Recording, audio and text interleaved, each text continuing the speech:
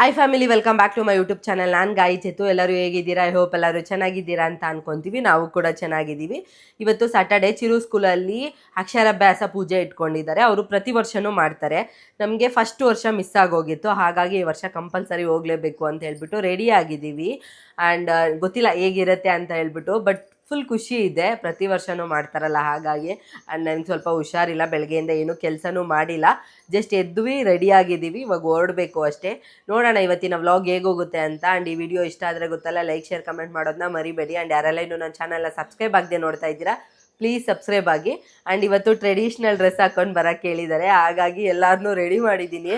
ಬುಜ್ಜಿ baby ನೋಡಿ ಎಷ್ಟು ಕ್ಯೂಟಾಗಿ ಕಾಡ್ತಾ ಇದ್ದಾನೆ. ಮೊಟ್ಟೆ ಅವನಿಗೆ ಕೂದಲು ಇದ್ದಾಗಿಂತ ಇಲ್ಲದೆ ಇರುವಾಗಲೇ ತುಂಬ ಚೆನ್ನಾಗಿ ಕಾಣಿಸ್ತಾನೆ, ಮುದ್ದಾಗೆ. ನೋಡೋಣ ಈ ಸಲ ಚೆನ್ನಾಗಿ ಬರುತ್ತೆ ಕೂದಲು ಅಂತ ಅಂದ್ಕೊಂಡಿದ್ದೀವಿ. ಸೊ ಇವಾಗ ಹೊರಡೋಣ ಬನ್ನಿ. ಇವಾಗ ಮನೆಯಿಂದ ಹೊರಟ್ವಿ. ನನಗೆ ಬೇರೆ ಹುಷಾರಿದ್ದಿದ್ದಿಲ್ಲ, ಫುಲ್ ಮುಖ ಎಲ್ಲ ಊದ್ಕೊಂಡಂಗೆ ಆಗೋಗ್ಬಿಟ್ಟಿತ್ತು. ಸೊ ಬಟ್ ಮಿಸ್ ಮಾಡಬಾರ್ದು ಅಂತ ಹೇಳಿಬಿಟ್ಟು ನಾವು ಕೂಡ ರೆಡಿಯಾಗಿ ಇವಾಗ ಹೋಗ್ತಾ ಇದ್ವಿ. ಸ್ವಲ್ಪ ಲೇಟ್ ಕೂಡ ಆಗೋಗಿತ್ತು, ಬೇಗ ಹೋಗೋಣ ಅಂತ ಹೇಳ್ಬಿಟ್ಟು ಹೋದ್ವಿ. ನಾವು ಬರೋಷ್ಟರಲ್ಲಿ ಆಲ್ರೆಡಿ ಎಲ್ಲ ಸ್ಟಾರ್ಟ್ ಮಾಡಿದರು. ಹಾಗೆ ವೆಲ್ಕಮ್ ಮಾಡೋಕ್ಕೆ ಟೀಚರ್ಸ್ ಎಲ್ಲ ಗೇಟಲ್ಲಿ ಕೂಡ ವೆಯ್ಟ್ ಮಾಡ್ತಾಯಿದ್ರು. ನಾವು ಕೂಡ ಹೋಗಿ ಎಂಟ್ರೆನ್ಸಲ್ಲಿ ಈ ಥರದ್ದೊಂದು ಬೋರ್ಡ್ ಇಟ್ಟಿದ್ರು. ತುಂಬ ಚೆನ್ನಾಗಿ ಡೆಕೋರೇಷನ್ ಎಲ್ಲ ಮಾಡಿ ಹ್ಯಾಂಡ್ ಕ್ರಾಫ್ಟ್ ಮಾಡಿ ಇಟ್ಟಿದ್ರು, ವೆಲ್ಕಮ್ ಟು ಅಕ್ಷರಾಭ್ಯಾಸ ಅಂತ ಹೇಳ್ಬಿಟ್ಟು. ಸೊ ನಾವು ಅಲ್ಲಿ ನಿಂತ್ಕೊಂಡು ಸ್ವಲ್ಪ ಹೊತ್ತು ಫೋಟೋಸು ವಿಡಿಯೋಸ್ ಎಲ್ಲ ತೊಗೊತಾ ಇದ್ವಿ ಮಕ್ಕಳದೆಲ್ಲ. ಅದನ್ನೆಲ್ಲ ತೊಗೊಂಡಾದಮೇಲೆ ಒಳಗಡೆ ಹೋದ್ವಿ. ಆಲ್ರೆಡಿ ಪೂಜೆ ಸ್ಟಾರ್ಟ್ ಆಗಿತ್ತು ಅಂತ ಹೇಳಿದ್ನಲ್ಲ, ಎಲ್ಲರೂ ಕುತ್ಕೊಂಡಿದ್ರು. ನಾವು ಕೂಡ ಹೋಗಿ ಜಾಯ್ನ್ ಆದ್ವಿ. ತುಂಬ ಚೆನ್ನಾಗಿ ಆರ್ಗನೈಸ್ ಮಾಡಿದರು. ಫಸ್ಟ್ ಟೈಮ್ ನಾವು ಹೋಗ್ತಾ ಇರೋದು. 3 ವರ್ಷ ಆಯಿತು ಈ ಸ್ಕೂಲಿಗೆ ಬಂದು, ಬಟ್ 2 ವರ್ಷವೂ ಮಿಸ್ ಆಗೋಗ್ಬಿಟ್ಟಿತ್ತು. ಬಟ್ ಈ ವರ್ಷ ತುಂಬ ಖುಷಿ ಆಯಿತು ಹೋಗಿದ್ದು. ಸೊ ಹೋಗಿ ಸೀಟ್ ಇಟ್ಕೊಂಡು ನಾವು ಕೂಡ ಕುತ್ಕೊಂಡ್ವಿ. ಎಂಟ್ರೆನ್ಸಲ್ಲಿ ಈ ಸ್ಕೂಲ್ ಪ್ರಿನ್ಸಿಪಲ್ಲು ಮತ್ತು ಅವ್ರ ಹಸ್ಬೆಂಡು, ಅವ್ರ ಮಕ್ಕಳು ಎಲ್ಲ ಕುತ್ಕೊಂಡಿದ್ರು. ಆ್ಯಂಡ್ ಬೇರೆ ಟೀಚರ್ಸು, ಅವರು ಪೇರೆಂಟ್ಸು, ಮಕ್ಕಳು ಎಲ್ಲರೂ ಕುತ್ಕೊಂಡು ಪೂಜೆಗೆಲ್ಲ ಆಲ್ರೆಡಿ ಪೂಜೆ ಏನೇನು ಮಾಡಬೇಕು ಅದನ್ನೆಲ್ಲ ಸ್ಟಾರ್ಟ್ ಮಾಡಿದರು. ಇನ್ನು ಅಕ್ಷರಾಭ್ಯಾಸ ಒಂದು ಮಾಡಿಸಿದ್ದಿಲ್ಲ. ಸೊ ನಾವು ಕೂಡ ಅದಕ್ಕೆ ವೆಯ್ಟ್ ಮಾಡ್ತಾ ಇದ್ವಿ, ಮಾಡಿಸ್ತಾರೆ ಅಂತ ಹೇಳಿಬಿಟ್ಟು. ಅತಿಥಿ ದೇವೋ ಭವ, ಶ್ರೀ ಗುರುಭ್ಯೋ ನಮಃ, ಶ್ರೀ ಗೋವಿಂದ ಗೋವಿಂದ ಗೋವಿಂದ ಆದ್ಯಶ್ರೀ ಭಗವತೋ ಮಹಾ ಪುರುಷಸ್ಯ ಶ್ರೀ ಮಹಾವಿಷ್ಣು ವರಾಜ್ಞೇಯ ಪ್ರವತ್ತ ಮಾನಸ್ಯ ಆದ್ಯ ಬ್ರಹ್ಮಣಃ ಶ್ರೀ ಶ್ವೇತಾ. ನಾವು ಸಪ್ರೇಟಾಗಿ ಒಬ್ಬೊಬ್ಬರು ಮಕ್ಕಳಿಗೆ ಹೋಗಿ ಹೆಂಗೆ ಮಾಡಿಸ್ತೀವೋ ಅದೇ ಥರನೇ ಮಾಡಿಸ್ತಾ ಇದ್ರು. ಪ್ರತಿಯೊಂದೂ ಅಷ್ಟೇ. ಅಕ್ಷತೆ, ಹೂವು, ಕಾಳು ಕೊಡೋದಾಗಿರ್ಬೋದು, ಮತ್ತು ತೊಗೊಳೋದಾಗಿರ್ಬೋದು, ಮತ್ತು ಅಲ್ಲೆಲ್ಲ ಚೆಲ್ಬಿಡ್ತಾರಲ್ಲ ಅಂತ ಹೇಳ್ಬಿಟ್ಟು ಈ ಥರ ಸಪ್ರೇಟಾಗೆಲ್ಲ ಅವರೇ ಬಂದು ಇಸ್ಕೊತಾ ಇದ್ರು. ಅದಾದಮೇಲೆ ಅಕ್ಷರಾಭ್ಯಾಸ ಮಾಡ್ಸೋಕ್ಕೆ ಅಂತ ಹೇಳಿಬಿಟ್ಟು ಅಕ್ಕಿ ಮತ್ತು ಪ್ಲೇಟ್ ಎಲ್ಲ ಕೊಡ್ತಾರಲ್ಲ, ಅದಕ್ಕೆ ಈ ಥರ ಅರೇಂಜ್ ಮಾಡಿದರು. ತುಂಬ ಖುಷಿ ಆಯಿತು. ನಾನೆಲ್ಲೋ ಒಂದು ಸುಮ್ಮನೆ ಹೇಳ್ಬಿಟ್ಟು ಹಂಗೆ ಮಾಡಿಸ್ತಾರೆ ಅಂದ್ಕೊಂಡೆ, ಬಟ್ ನಿಜವಾಗ್ಲೂ ಅಂದ್ಕೊಂಡಿದ್ದಿಲ್ಲ ಈ ಥರ ಸಪ್ರೇಟಾಗಿ ಮಾಡ್ತಾರೆ ಅಂತ. ಓಂ ಚಂದ್ರಗಾಯ ನಮಃ, ಓಂ ಚಂದ್ರವದನಾಯ ನಮಃ, ಓಂ ಚಂದ್ರಲೇಖಾ ವಿನಾಭೂಷಣಾಯ ನಮಃ, ಓಂ ಸಾವಿತ್ರೇ ನಮಃ, ಓಂ ಸರಸ್ವತಿ ನಮಃ, ಓಂ ದೇವಿ ನಮಃ, ಓಂ ದಿವ್ಯ ಅಲಂಕಾರ ಭೂಷಣಾಯ ನಮಃ, ಓಂ ವಾಗ್ದೇವಿ ನಮಃ, ಓಂ ಸುಧಾಯ ನಮಃ, ಓಂ ತೀವ್ರಾಯ ನಮಃ, ಓಂ ಮಹಾಭದ್ರಾಯ ನಮಃ, ಓಂ ಬಲಭದ್ರಾಯ ನಮಃ, ಓಂ ಭೋಗನಾಯ ನಮಃ, ಓಂ ಭಾರತ್ಯೈ ನಮಃ, ಓಂ ಭಾಮಾಯ ನಮಃ, ಓಂ ಗೋವಿಂದಾಯ ನಮಃ, ಓಂ ಗೋಮಾಕೈ ನಮಃ, ಓಂ ಗೋಮತ್ಯೈ ನಮಃ, ಓಂ ಜಟಲಾಯ ನಮಃ, ಓಂ ವಿದ್ಯಾವಾಸಾಯ ನಮಃ, ಓಂ ವಿದ್ಯಾಜಲವಿರಾಜನಾಯ ನಮಃ, ಓಂ ಚಂಡಿಕಾಯ ನಮಃ, ಓಂ ವೈಷ್ಣವೇ ನಮಃ, ಓಂ ಬ್ರಹ್ಮಜ್ಞಾನೈಕ ಸಾಧನಾಯ ನಮಃ, ಓಂ ಸೌದಾಮಿನ್ಯೈ ನಮಃ, ಓಂ ಸುಧಾಮೂರ್ತಿಯೇ ನಮಃ, ಓಂ ಸುಭದ್ರಾಯ ನಮಃ, ಓಂ ಸುರಪೂಜಿತಾಯ ನಮಃ, ಓಂ ಸುವಾಸನ್ಯೈ ನಮಃ, ಓಂ ಸುನಾಥಾಯ ನಮಃ, ಓಂ ವಿನಿದ್ರಾಯ ನಮಃ, ಓಂ ಪದ್ಮಲೋಚನಾಯ ನಮಃ, ಓಂ ಬ್ರಹ್ಮಜ್ಞಾನಾಯ ನಮಃ, ಓಂ ಮಹಾಬಲಪ್ರದಾಯ ನಮಃ, ಓಂ ತ್ರೈಮೂರ್ತಾಯ ನಮಃ. ಎಷ್ಟು ವರ್ಷ ಇದೆ? 3 ವರ್ಷ, 4 ವರ್ಷ, 5 ವರ್ಷ ಮಕ್ಕಳಿದೆ. ಅದಕ್ಕೆ ನೋಡಿ, ಮನುಷ್ಯರಿಗೆ 10ಕ್ಕೆ ಬಾಲ್ಯ, 20ಕ್ಕೆ ಲೌಲ್ಯ, 30ಕ್ಕೆ ಸ್ತ್ರೀಲೌಲ್ಯ, 40ಕ್ಕೆ ಪ್ರಾಬಲ್ಯ, 50ಕ್ಕೆ ಸಂಸಾರದಲ್ಲಿ ಸೌಶೀಲ್ಯ, 60ಕ್ಕೆ ಅರಳು, 70ಕ್ಕೆ ಮರಳು, 80ಕ್ಕೆ ನೆರಳು, 90ಕ್ಕೆ ಹೊತ್ತಿಗೋ, 100ಕ್ಕೆ ಎತ್ತುಕೊಂಡು ಹೊರಡು. ಈ ಜೀವನದಲ್ಲಿ ಮೊದಲನೇದಾಗಿ ನಮಗೆ ಮಕ್ಕಳಿಗೆ ಬೇಕಾಗಿರ್ತಕ್ಕಂಥದ್ದು ವಿದ್ಯಾದಾನ, ಮಹಾದಾನ ಅಂತ ಹೇಳಿದ್ದೀವಿ. ಹಾಗಾಗಿ ಈ ಒಂದು ಸಕಲ ವಿದ್ಯಾಬುದ್ಧಿ ಪಾರಂಗವಾಗಬೇಕು. ಓಂ ಸರಸ್ವತಿ ನಮಃ.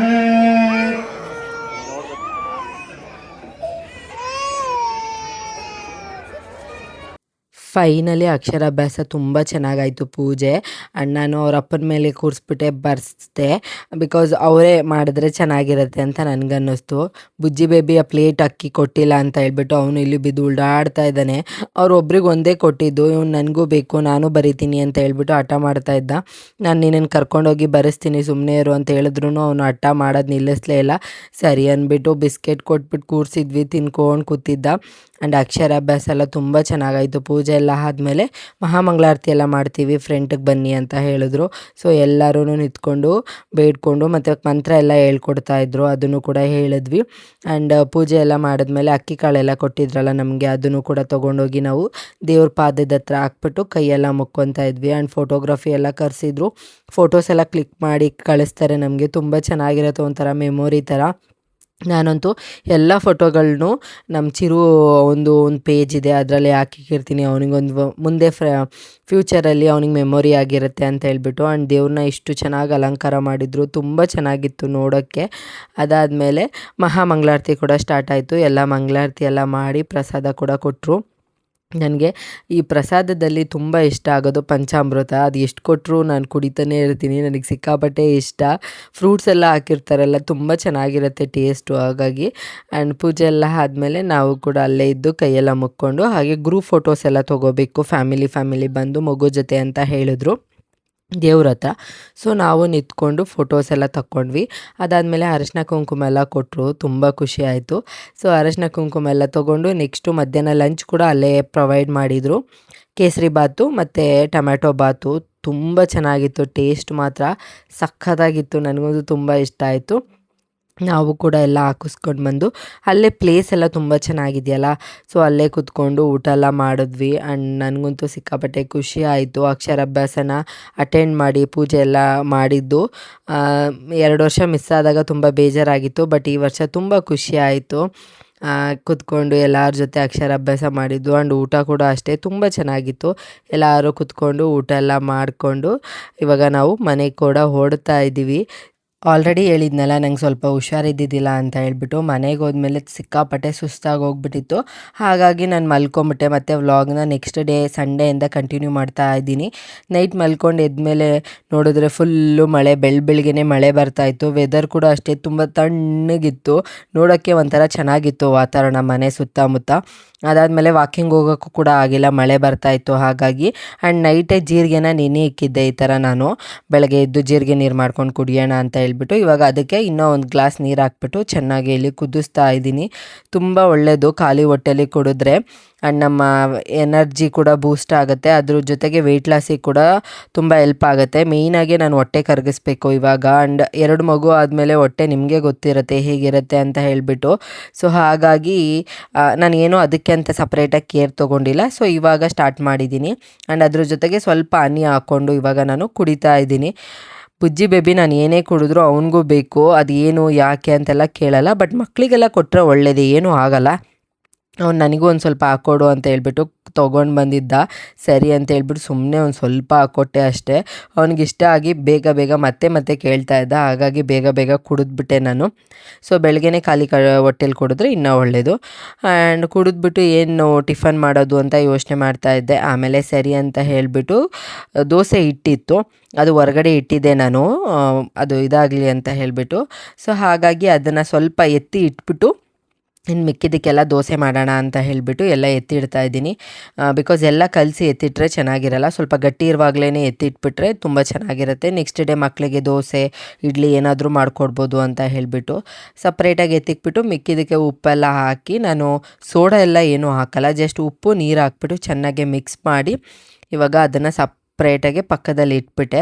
ಇದಕ್ಕೆ ಕಾಂಬಿನೇಷನ್ ಏನು ಮಾಡಲಿ ಅಂತ ನೋಡಿದಾಗ ನಮ್ಮಮ್ಮ ಮಾಡೋ ಶೇಂಗಾ ಚಟ್ನಿ ಅಂದರೆ ನಂಗೆ ತುಂಬ ಇಷ್ಟ, ಸಖತ್ತಾಗಿರುತ್ತೆ ಟೇಸ್ಟ್ ಮಾತ್ರ. ಹಾಗಾಗಿ ಅದನ್ನೇ ಮಾಡೋಣ ಅಂತ ಹೇಳ್ಬಿಟ್ಟು ಫಸ್ಟ್ ಇಲ್ಲೊಂದು ಬಾಣಲಿಗೆ ಸ್ವಲ್ಪ ಶೇಂಗಾ ಅಂದರೆ ಕಡಲೆ ಬೀಜನ ಈ ಥರ ಹುರ್ಕೋಬೇಕು. ಹುರಿದ್ಬಿಟ್ಟು ಒಂದು ಮಿಕ್ಸಿ ಜಾರ್ಗೆ ತುರ್ದು ಇಟ್ಕೊಂಡಿರೋ ಒಂದು ಇಡೀ ತೆಂಗಿನಕಾಯಿನ ಹಾಕ್ಕೊಂಡಿದ್ದೀನಿ. ಅದ್ರ ಜೊತೆಗೆ 1-2 ಬೆಳ್ಳುಳ್ಳಿ, ಸ್ವಲ್ಪ ಹುಣಸೆಹಣ್ಣು, ಹಾಗೆ ನಿಮ್ಮ ಖಾರಕ್ಕೆ ಎಷ್ಟು ಬೇಕೋ ಅಷ್ಟು ಒಣಮೆಣ್ಸಿನ್ಕಾಯಿನ ಹಾಕೋಬೋದು.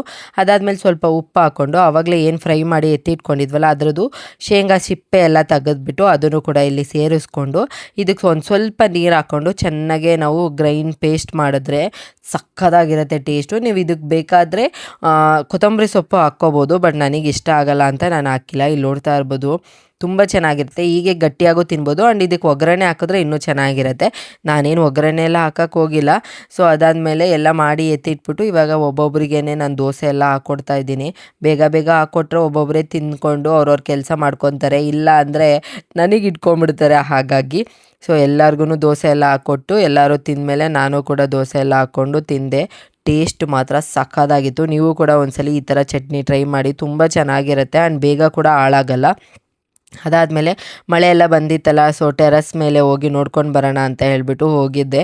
ತುಂಬ ಚೆನ್ನಾಗಿ ಎಲ್ಲ ಇವಾಗ ಚಿಗುರೆಲ್ಲ ಬಿಟ್ಟಿದೆ. ಹೂವೆಲ್ಲ ನೋಡಿ ಎಷ್ಟು ವೆರೈಟಿಯಾಗಿ ಎಷ್ಟು ಕಲರ್ಸ್ ಹೂವೆಲ್ಲ ಕಲೆಕ್ಟ್ ಮಾಡಿ ಹಾಕಿದ್ದೀನಿ. ಇವಾಗ ಎಲ್ಲ ತುಂಬ ಚೆನ್ನಾಗಿ ಚಿಗುರಕ್ಕೆ ಸ್ಟಾರ್ಟ್ ಆಗಿದೆ ಆ್ಯಂಡ್ ಹೂವು ಬಿಡೋಕ್ಕೆಲ್ಲ ಸ್ಟಾರ್ಟ್ ಆಗಿದೆ. ನನಗೆ ತುಂಬ ಆಸೆ ರೋಸ್ ಗಿಡಗಳನ್ನ ತುಂಬ ಬೆಳೆಸಬೇಕು ಅಂತ ಹೇಳಿಬಿಟ್ಟು, ಹಾಗಾಗಿ ಎಲ್ಲ ತೊಗೊಂಡು ಬಂದು ಹಾಕಿದ್ದೀನಿ. ಇನ್ನೂ ತುಂಬ ವೆರೈಟಿನ ಕಲೆಕ್ಟ್ ಮಾಡಬೇಕು, ಬಟ್ ಸದ್ಯಕ್ಕೆ ಇವಾಗ ಈ ಥರದ್ದೆಲ್ಲ ಇದೆ. ಹಾಗೆ ಸ್ವಲ್ಪ ಬೇರೆ ಹೂವು ಗಿಡಗಳೆಲ್ಲ ಕೂಡ ಹಾಕಿದ್ನ ಅದು ಕೂಡ ನೋಡ್ತಾ ಇದ್ದೆ. ಆ್ಯಂಡ್ ಇದಂತೂ ತುಂಬ ಚೆನ್ನಾಗಿ ಹೂವು ಬಿಡೋಕ್ಕೆ ಸ್ಟಾರ್ಟ್ ಆಗಿದೆ. ತುಂಬ ಹೂವು ಆಲ್ರೆಡಿ ಬಿಟ್ಟು ನಾನು ಕಟ್ ಮಾಡಿ ದೇವರಿಗೆಲ್ಲ ಇಟ್ಟಿದ್ದೀನಿ. ಅದ್ರ ಜೊತೆಗೆ ಕೆಲವೊಂದು ವೆಜಿಟೇಬಲ್ಸ್ ಗಿಡಗಳನ್ನೂ ಹಾಕ್ಕೊಂಡಿದ್ದೀನಿ. ಬದನೆಕಾಯಿಯಲ್ಲೇ ತುಂಬ ವೆರೈಟಿ ಬದನೆಕಾಯಿ, ದುಂಡುದು ಉದ್ದುದು ಒಂದು ಕಲರ್ ಪರ್ಪಲ್ ಆ ಥರದ್ದೆಲ್ಲ ಬರುತ್ತಲ್ಲ, ಆ ಥರ ಅದು ಕೂಡ. ಆ್ಯಂಡ್ ಅದಾದಮೇಲೆ ಡೇರೆ ಗೆಡ್ಡೆಗಳನ್ನ ಹಾಕಿದ್ದೀನಿ ಇವಾಗ ಹೊಸ್ದಾಗೆ ತೊಗೊಂಡು ಬಂದು. ಆ್ಯಂಡ್ ನಮ್ಮ ಮನೇಲಿ ಯಾರದೇ ಬರ್ತಡೇ ಬಂದರೂ ಅವ್ರ ಹೆಸರಲ್ಲಿ ಒಂದೊಂದು ಫ್ರೂಟ್ ಗಿಡಗಳನ್ನ ತೊಗೊಂಡು ಬಂದು ಹಾಕ್ಕೊಂಡು ಇವಾಗ ಒಂದು 4-5 ಫ್ರೂಟ್ ಗಿಡಗಳನ್ನೂ ಕೂಡ ಇದೆ. ಇವಾಗ ತುಂಬ ಚೆನ್ನಾಗಿ ಎಲ್ಲನೂ ಬರ್ತಾ ಇದೆ. ಸೊ ಲೆಮನ್ ಅಂತೆ, ಪನ್ನೀರು, ಆ ಥರ ತುಂಬ ವೆರೈಟಿ ಫ್ರೂಟ್ಸ್ಗಳನ್ನ ಹಾಕೋಬೇಕು ಅಂತ ಅಂದ್ಕೊಂಡಿದ್ದೀನಿ. ಹಾಗೆ ಇಲ್ಲಿ ನೋಡಿ ಶಂಖಪುಷ್ಪ ಹೂವು ಗಿಡಗಳು ಅಷ್ಟೇ ಎಷ್ಟು ಬಿಟ್ಟಿದೆ ಅಂತ ಹೇಳ್ಬಿಟ್ಟು. ದಿನಕ್ಕಲ್ಲ ಅಂದರೂ ಒಂದು 20-30 ಹೂವು ಬಿಡುತ್ತೆ. ಆ್ಯಂಡ್ ಸೊಪ್ಪಿನ ಬೀಜಗಳೆಲ್ಲ ಹಾಕಿದ್ದೆ, ಅದನ್ನು ಕೂಡ ಅಷ್ಟೇ ತುಂಬ ಚೆನ್ನಾಗೇ ಬಂದಿದೆ ಎಲ್ಲದ್ರಲ್ಲೂ. ಇವಾಗ ಇನ್ನೊಂದು ಸ್ವಲ್ಪ ಬೇರೆ ಹಾಕಿದ್ದೀನಿ. ಒಂದರಲ್ಲಿ ಖಾಲಿ ಆಗ್ತಿದ್ದಂಗೆ ಇನ್ನೊಂದರಲ್ಲಿ ಹಾಕ್ಬಿಡ್ತೀನಿ. ಸೊ ಅದು ಕೂಡ ಚಿಗುರುತ್ತಾ ಇದೆ. ಆ್ಯಂಡ್ ಸುಮ್ಮನೆ ಎಲ್ಲ ಒಂದು ರೌಂಡ್ ಹೊಡ್ಕೊಂಡು ನೋಡ್ತಾ ಇದ್ದೆ ಏನೇನಿದೆ ಏನೇನಿಲ್ಲ ಅಂತ ಹೇಳಿಬಿಟ್ಟು.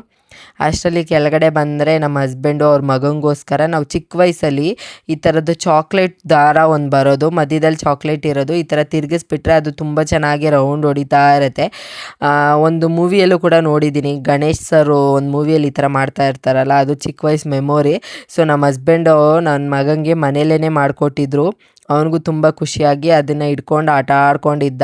ಸೊ ಅದಾದಮೇಲೆ ನಾವು ಕೂಡ ರೆಡಿ ಆಗಿಬಿಟ್ಟು ಇವಾಗ ದೇವನಹಳ್ಳಿ ಸಂತೆಗೆ ಬಂದಿದ್ದೀವಿ. ಸಂಡೇ ಆಗಿರೋದ್ರಿಂದ ಇಲ್ಲಿ ಈ ಥರ ಪ್ರತಿ ಸಂಡೇ ಮತ್ತು ವೆಗ್ನೆಸ್ಡೇ ಸಂತೆ ಇರುತ್ತೆ. ಎಲ್ಲ ಥರದ ವೆಜಿಟೇಬಲ್ಸು ಸಿಗುತ್ತೆ. ಹಾಗಾಗಿ ವೀಕ್ಲಿಗೆ ಒಂದ್ಸಲಿ ಇಲ್ಲ 15 ಡೇಸ್ಗೆ ಒಂದ್ಸಲಿ ಏನೇನು ಬೇಕೋ ಎಲ್ಲನೂ ತೊಗೊಂಡು ಹೋಗ್ಬಿಡ್ತೀನಿ ನಾನು. ಸೊ ಈಸಿ ಆಗುತ್ತೆ ಆ್ಯಂಡ್ ಎಲ್ಲ ಥರದ್ದು ಸಿಗೋದ್ರಿಂದ ಕಮ್ಮಿ ಪ್ರೈಸ್ಗೂ ಇರುತ್ತೆ.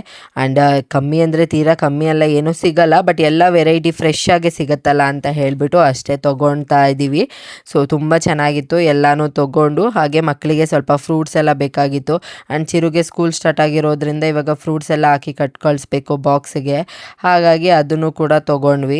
ಹಾಗೆ ಇನ್ನೇನು ಮತ್ತೆ ಮಂಡೇ ಅಮಾವಾಸ್ಯೆ ಬೇರೆ ಇದೆಯಲ್ಲ, ಹೂವೆಲ್ಲ ತೊಗೊಂಡೋಗ್ಬಿಡೋಣ ಅಂತ ಹೇಳ್ಬಿಟ್ಟು. ಇವಾಗ ಹೂವೊಂದು ರೇಟ್ ಮಾತಾಡ್ಸೋಕ್ಕೆ ಆಗಲ್ಲ, ತುಂಬ ರೇಟ್ ಇದೆ.